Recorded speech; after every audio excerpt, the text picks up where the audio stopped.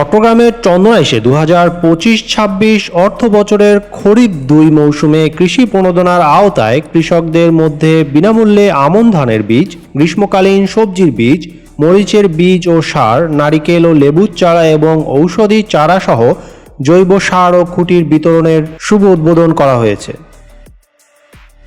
একই সঙ্গে 2025-26 অর্থ বছরের বার্ষিক উন্নয়ন কর্মসূচির আওতায় উপজেলার বিভিন্ন সড়কে ফলদ, বনজ ও ঔষধি বৃক্ষরোপণ কর্মসূচি উদ্বোধন করা হয়।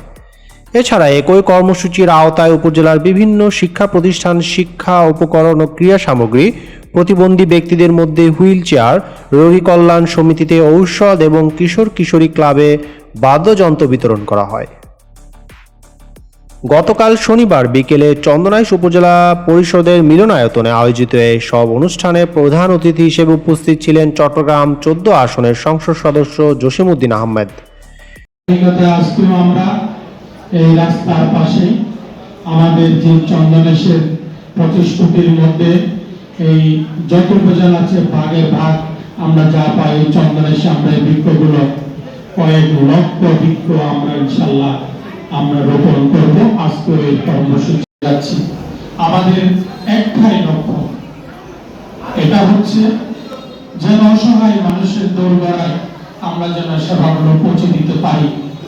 এই বিএনপি সরকার ক্ষমতায় আসলে মানুষ কিছু না কিছু পায়, তার প্রমাণ আপনারা এই চট্টগ্রাম 14তে যারা আছেন চন্দনাইশের মানুষ আপনারা জানেন নাকি না। চন্দনাইশ উপজেলা নির্বাহী কর্মকর্তা মোহাম্মদ আব্দুর রহমান সভাপতিত্বে এবং উপজেলার সমাজ সেবা কর্মকর্তা রাসেল চৌধুরীর সঞ্চালনায় অনুষ্ঠানে স্বাগত বক্তব্য রাখেন উপজেলার সহকারী কমিশনার ঝন্টু বিকাশ চাকমা।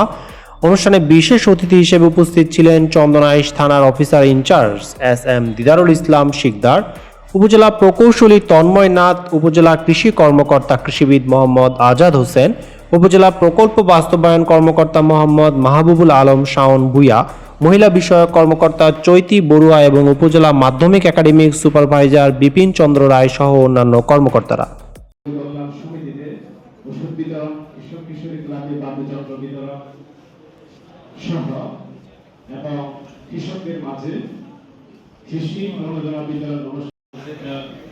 অনুষ্ঠানের আমাদের মাঝে প্রধান অতিথি হিসেবে উপস্থিত আছেন চন্দনাইশ ও আংশিক সাতকানিয়া মাননীয় সংসদ সদস্য আলহাজ জসিমউদ্দিন আহমেদ স্যার, মাননীয় সংসদ সদস্য মহোদয় এবং স্বরাষ্ট্রমন্ত্রী মহোদয়ের দাবির ফলে আমরা দেখতে পেলাম কক্সবাজারে অনুষ্ঠানে উপজেলার বিভিন্ন দপ্তরের কর্মকর্তা কর্মচারী, জনপ্রতিনিধি, সাংবাদিক, শিক্ষক, শিক্ষার্থী, উপকারভোগী, দলীয় নেতাকর্মী এবং সমাজের বিভিন্ন স্তরের গণ্যমান্য ব্যক্তিরা উপস্থিত ছিলেন।